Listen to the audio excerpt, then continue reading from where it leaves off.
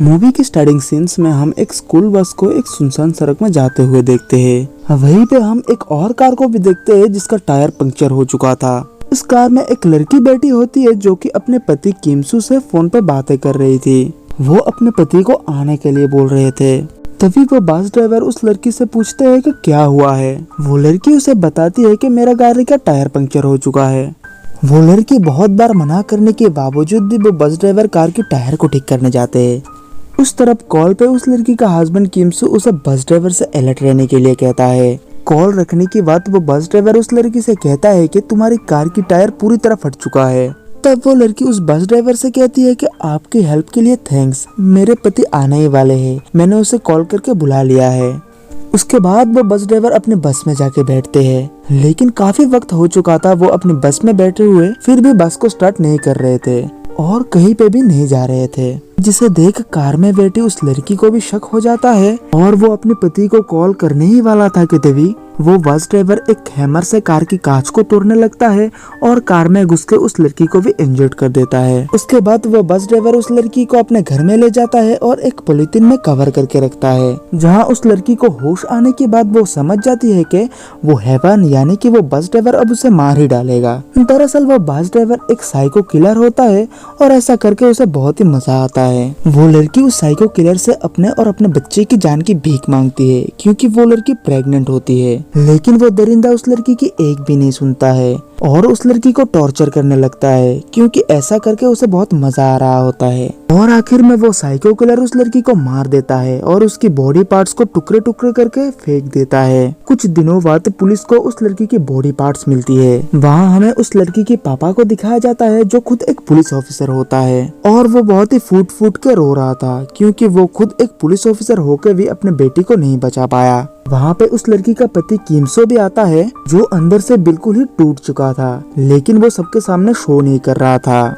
उसके बाद हमें किमसू की ऑफिस का सीन दिखाया जाता है जहाँ पे हमें पता चलता है कि किमसू नेशनल खुफिया एजेंसी का एजेंट है। किमसू अपने ऑफिस से 15 दिन का छुट्टी लेता है और अपने एक दोस्त से मिलता है जो कि उसके साथ ही नेशनल खुफिया एजेंसी में काम करता है। किमसू का वो फ्रेंड उसे एक कैप्सूल देता है जिसमें माइक्रोफोन और जीपीएस डिजाइन किया गया है, जिसकी मदद से किसी भी इंसान का लोकेशन और उसकी बातें पता चल सकता है। उसके बाद किमसू अपने ससुर से मिलने जाता है जो कि एक पुलिस ऑफिसर है। किमसू अपने ससुर से कुछ ऐसे क्रिमिनल्स का डिटेल्स लेते हैं जो कि पहले से ही ऐसे क्राइम से रिलेटेड था। उसके बाद हम देखते हैं कि किमसू इनमें से कुछ क्रिमिनल्स को पकड़ भी लेता है और उन पे बहुत टॉर्चर करता है, जिससे किमसू श्योर हो जाता है कि इनमें से कोई भी उसकी बीवी का कातिल नहीं है। उसके बाद जब किमसू क्रिमिनल लिस्ट के नेक्स्ट टारगेट की खोज में उसके घर जाता है, तब किमसू को उसके घर के ड्रॉयर में से कुछ लेडीज पर्स मिलता है और फिर उस घर की एक जगह की तलाशी लेते वक्त उसे अपनी बीवी का एक रिंग मिलता है, जिसे देख वो 100% श्योर हो जाता है कि वही उसकी बीवी का कातिल है। उसके बाद की सीन में हमें उस किलर को दिखाया जाता है जिसका नाम जेंग है। वो स्कूल बस में कुछ लड़कियों को कहीं पे ले जा रहा होता है। इनमें से एक लड़की को जेंग चूज करता है अपना शिकार बनाने के लिए और उसे किडनैप भी कर लेता है। जेंग उस लड़की को अपने घर ले आता है और फिजिकली टॉर्चर और रेप करने लगता है। तभी किमसू बाहर से जेंग को पुकारता है। जेंग काफी ज्यादा शॉक्ड हो जाता है कि इस वक्त यहाँ पे कौन हो सकता है। जेंग बाहर जाके किमसू को देखता है और उससे पूछता है कि क्या तुम अकेले आई हो। किमसू इस बात का कोई भी जवाब नहीं देता है। जेंग समझता है कि किमसू पुलिस का आदमी है और उस पर अटैक कर देता है, लेकिन किमसू वेल ट्रेंड होता है और किमसू जेंग को मार मार के कचुम्बर बना देता है। किमसू जेंग के सर को एक प्लास्टिक से कवर कर देता है और उसका सर पत्थर में बहुत मारता है और वो जब ऑलमोस्ट मरने वाला होता है तब कुछ समझ के उसे छोड़ देता है और उसके मुंह में वो कैप्सूल डाल देता है जिसे वो अपने फ्रेंड से लिया था। जब जेंग को होश आता है तब वो अपने पास एक लिफाफे में कुछ पैसे देखते हैं। जेंग समझता है कि किमसू कोई साइको है। उसके बाद हम जेंग को देखते हैं जो कि रास्ते में एक गाड़ी से लिफ्ट लेता है। उस गाड़ी में बैठे लोग भी क्रिमिनल्स होते हैं जो कि एक लाश को ठिकाने लगाने ले जा रहे थे। जेंग मौका देखकर उन लोगों को मार देता है और फिर वो एक हॉस्पिटल जाता है मरहम पट्टी के लिए। क्योंकि किमसो का मार से वो बहुत ही इंजर्ड हो चुका था। हॉस्पिटल में जेंग एक नर्स को देखता है और उसका अंदर का शैतान जाग जाता है और मौका देख के वो उस नर्स को फिजिकली टॉर्चर और मोलेस्ट करने लगता है। बाहर गाड़ी में बैठा किमसो सारी बातें उस कैप्सूल के मदद से सुन रहा था। जेंग उस नर्स को जान से मारने की धमकी देके उसके साथ उल्टा सीधा हरकत कर रहा था कि तभी किमसो अंदर आता है और जेंग को फिर से पेलने लगता है। किमसो फिर से जेंग को बहुत बुरी तरीके से मारता है और फिर किमसो उस नर्स से जेंग की ट्रीटमेंट करने कहता है और जेंग से कहता है कि ये तो बस शुरुआत है, तुझे आगे और भी तड़पना है। और ये कह के वो जेंग की पैर पे बहुत बुरी तरीके से कट लगा देता है, जिससे जेंग बहुत ही बुरी तरीके से तड़पने लगता है। उसके बाद हम देखते हैं कि जेंग एक जगह पे कार से उतरता है। वो बहुत ही ज्यादा घायल था। जेंग सोच रहा था कि कैसे किमसो को उसकी लोकेशन के बारे में पता चल जाता है और आखिर वो है कौन जो उसे बारी बारी आके पीट रहा है। जेंग अपने पूरी बॉडी और कार को चेक करता है कि उसकी बॉडी में कोई ट्रांसमीटर तो नहीं है, लेकिन उसे कुछ भी नहीं मिलता है। फिर वो गाड़ी लेकर कहीं दूर चले जाते हैं और अपने गाड़ी को चेंज कर लेता है। और फिर हमें किमसो को दिखाया जाता है। उसे अपने ससुर का कॉल आता है जो कि किमसो को रिक्वेस्ट करते हुए कहता है कि अब ये खेल बंद कर दो और मेरी बेटी की कातिल को पुलिस के हवाले कर दो, उसे कानून सजा देगा। लेकिन किमसो उसकी बात नहीं सुनता है क्योंकि किमसो उसे तरपा तरपा के मारना चाहता था। उसके बाद हम जेंग को देखते हैं जो अपने फ्रेंड्स के घर में गया था और उनके साथ डिनर कर रहा था। जेंग का फ्रेंड भी उसी की तरह क्रिमिनल होते हैं। वो अपने साथ में घटी सारी घटनाओं के बारे में अपने फ्रेंड से बोलता है। तब उसका दोस्त उसे कहता है कि ये शख्स शायद उन लड़कियों का कोई अपना या फिर दोस्त होगा जिन लड़कियों को तुमने मारा है। अब ये तुमसे बदला लेने आया है। रात को जब जेंग सोफे में लेट के अपने साथ होने वाली सारी घटनाओं के बारे में सोचता है, तब उसे अचानक से एक रिंग की याद आता है जो उसने किमसो की उंगली पे देखा था और उसे सब कुछ समझ आ जाता है कि क्यों किमसो उसे आके बार बार मार रहा है। उस तरफ जेंग का दोस्त एक लड़की को किडनैप कर लेता है, लेकिन उस लड़की के साथ कुछ उल्टा सीधा करने से पहले किमसो वहां पहुंच जाता है। किमसो को देख कर जेंग का दोस्त शॉक्ड हो जाता है और उससे पूछता है कि तुम कौन हो, तुम्हें यहाँ का पता कहाँ से मिला। लेकिन किमसो उसे कोई भी जवाब नहीं देता है और उसे दे दनादन बिना साबुन के धो डालता है। जेंग किमसो को मारने के लिए शॉटगन ले आता है, लेकिन किमसो उसे भी धो डालता है। किमसो जेंग की दोस्त को बहुत बुरी तरीके से मारता है। उसके बाद अगली सुबह जेंग की दोस्त के घर में पुलिस आता है और उन सबको हॉस्पिटलाइज करता है क्योंकि किमसो की मार से सबका बुरा हाल हो चुका था और किमसो भी हॉस्पिटल में था। किमसो से मिलने वो दोस्त आता है जिसने किमसो को वो कैप्सूल दिया था। किमसो का दोस्त उसे कहता है कि अब बहुत हो चुका है, तुम उसे छोड़ दो।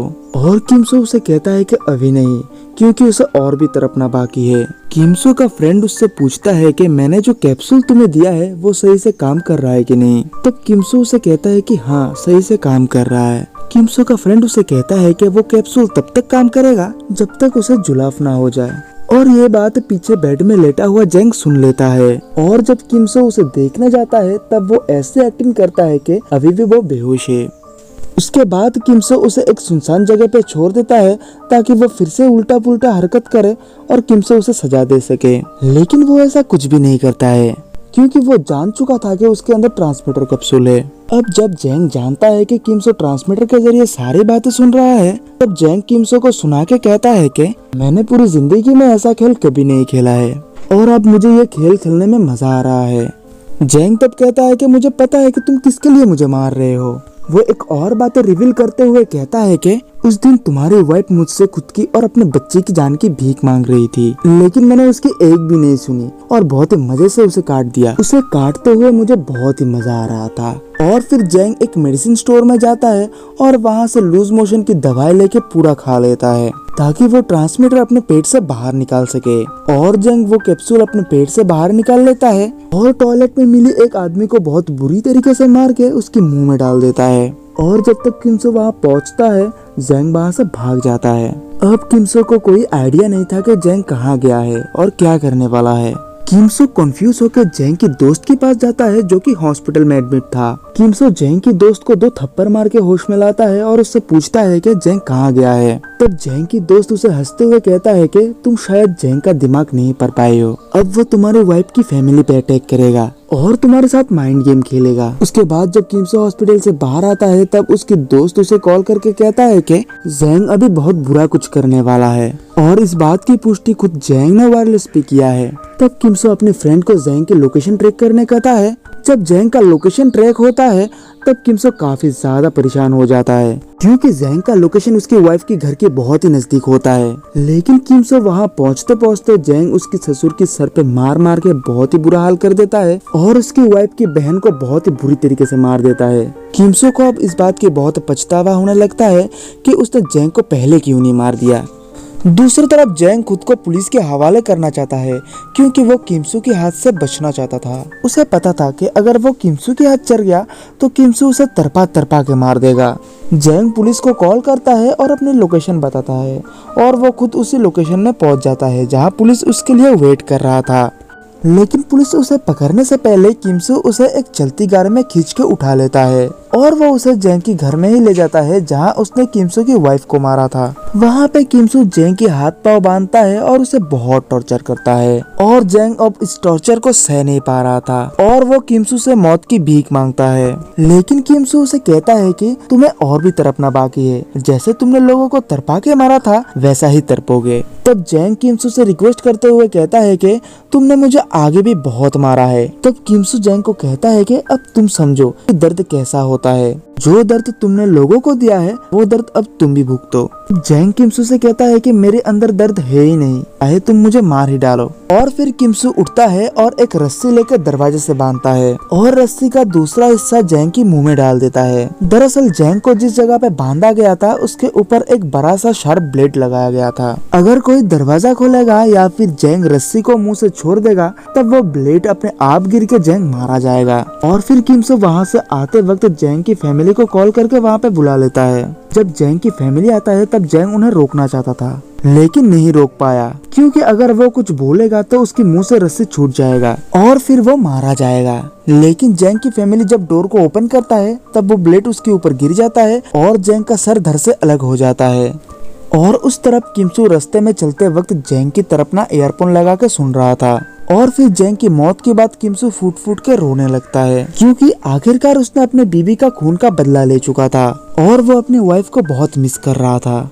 और यहीं पे ये मूवी एंड हो जाता है। दोस्तों अगर हमारा वीडियो आपको अच्छा लगा तो इस वीडियो को लाइक कीजिए और ऐसे मूवीज के एक्सप्लेनेशन को देखने के लिए हमारे चैनल को सब्सक्राइब कर दीजिए। आपका बहुमूल्य समय देने के लिए धन्यवाद। मिलते हैं अगली वीडियो में। जय हिंद, जय भारत।